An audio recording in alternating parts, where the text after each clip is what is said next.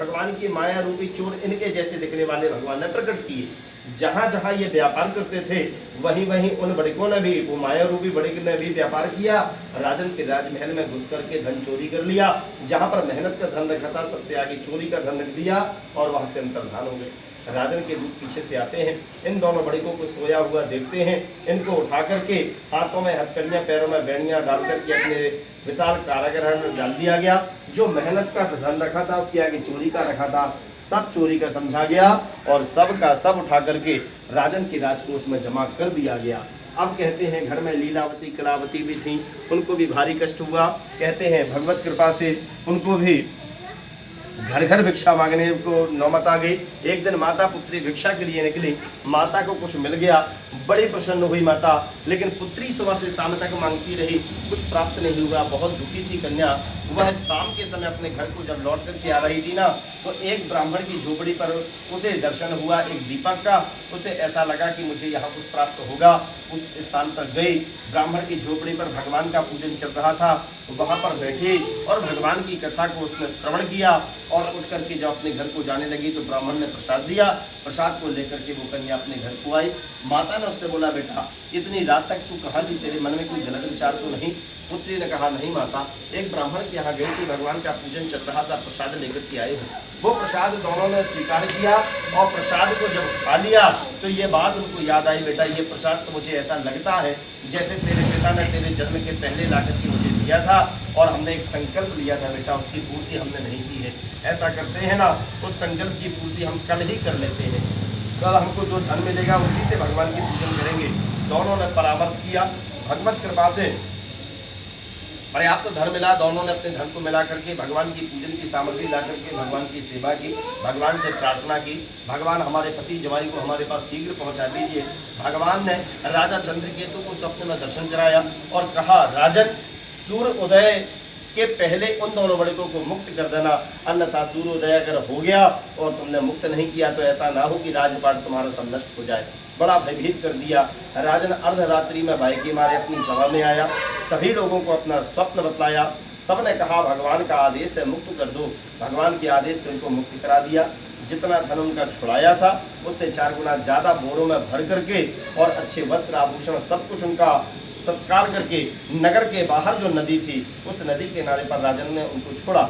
वे दोनों बड़े राजन को हाथ जोड़ करके प्रणाम करते हैं, राजन आपकी कृपा दया ना होती तो ना ही हम अपने घर को जा पाते और ना ही हमको ये धन मिल पाता, इसलिए आपको हमारा कोटि कोटि प्रणाम है। श्री स्कंद पुराण रेवाखंड अमृत कथायाम तृतीयो अध्याय। बोलिए श्री सत्यनारायण भगवान की जय, श्री लक्ष्मीनारायण भगवान की जय।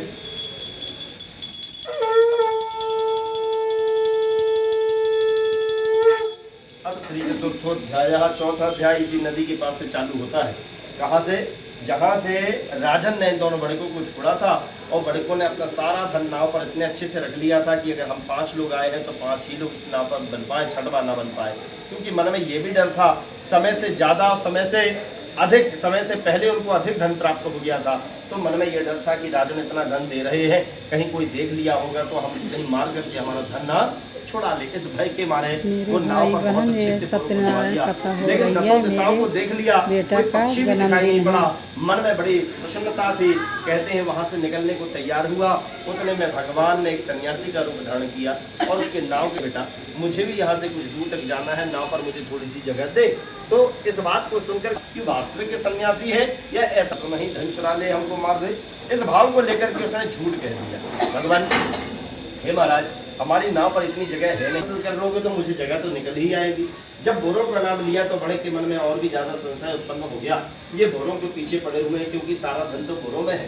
तो उन्होंने कहा ये बोरे हिलेंगे भी नहीं। महाराज ने कहा क्यों नहीं हिलेंगे? उन्होंने कहा नहीं महाराज इनमें कोई सोना चांदी। बोले फिर क्या है इसमें? बोले हम व्यापारी है ना, तो व्यापारिक सामग्री इसमें लता पत्रादि घास फूस मसाला भरा हुआ। बोले सत्य बोल।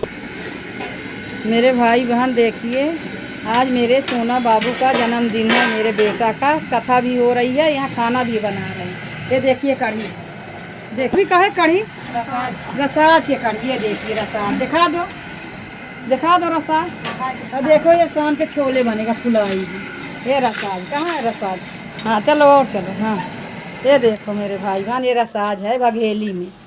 बघेली में अपने ये कढ़ी लगा रही, इसी में डालेंगे फिर। हाँ दिखाओ कैसी है। हाँ ये देखो, ये दुल्हन मेरी भौजाई हैं ये ये भौजाई मेरी बना रही भौजी। चले मेरे भाई बहन, कथा दिखाई ना आपको, कथा सुनाई सत्यनारायण का। मैं कराती हूँ हर साल, हर साल कराती हूँ कथा सत्यनारायण का। ये मेरी बड़ी बहन है, ये मेरी दिद्दा है, बड़ी बहन चले मेरे भाई बहन, और चले कथा दिखाती हूँ। चले आशीर्वाद देना, बहुत बहुत आशीर्वाद देना मेरे भाई बहन। ये देखो मेरा सोना बाबू ये पंक्ति बैठा है। मेरे भाई बहन, मेरे बेटा के बहुत बहुत आशीर्वाद देना मेरे भाई बहन। चलो दाल बघाड़ा, ये देखो, ये देखो, ये सकली।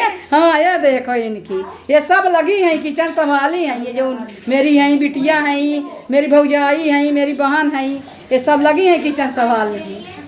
हैं सुंदर चेहरा हैं? हाँ ये देखो वीडियो बनाने कैसे, ये देखो कितने ठड़ी हैं। ये देखो पहले देखो मेरे भाई बहन आई है बर्थडे में, जन्मदिन मनाने ना। जन्मदिन मनाने। किसका है भाई जन्मदिन? का जन्मदिन है, भाई का। हाँ बता दो। भाई का जन्मदिन है, हाँ। तो इसलिए आए हैं हाँ बर्थडे मनाने, मनाने। और केक खाएंगे, केक खाएंगे, हाँ। टीका करेंगे, और आशीर्वाद देंगे। आशीर्वाद देंगे उसको। हैं अब सब लोग देना आशीर्वाद। सब लोग देना, भाई बहन सब लोग देना। हाँ मेरे नानी के भाई बहन, वो अरे ओकार है, मेरी मौसी के भाई बहन आशीर्वाद देना। उसी के भाई बहन सब लोग आशीर्वाद देना मेरे भाई का। इससे बोल रहे थे। हाँ लो, हाँ हाँ बताओ। वो मेरे मामा का बर्थडे है आज। हाँ 23 फरवरी 2025 के दिन उनका बर्थडे है। मेरे भाई बहनों, मेरे नन्नी के भाई बहन अच्छे से आशीर्वाद देना। मेरे नन्नी के भाई बहनों, आप ये देखते रहिए, आशीर्वाद अच्छे से दीजिए। आशीर्वाद अच्छे से दीजिए। मेरे मामू का। हाँ मेरे मामा को दीजिए। हाँ। मामा का रात में केक कटेगा। आप ये सब देखेंगे। हाँ और सारे होंगे तो अच्छे से बर्थडे का हैप्पी मनाइएगा। हाँ हाँ तो चलो कथा दिखा दो कहाँ हो रही है। जाओ। मामा का पने जाओ। बोल दो, चलो हम बताते हैं कथा। हाँ, बता जाओ। दो बता दो, जाओ, चलो। बताओ कि अरे हम लोग तो जाओ आ जाना। चले मेरे भाई बहन कथा दिखाई हूँ आपको ना, दिखाती हूँ। ये देखो ये मेरी नतनी है, ये नतनी है ना, बता दो नतनी हो ना, नतनी हो बता दो, नतनी हूँ बता दो, नन्नी के नतनी हूँ। हाँ हाँ बता दो, नन्नी के नतनी हूँ। मेरे मामू का बर्थडे है। कैसे सकता है?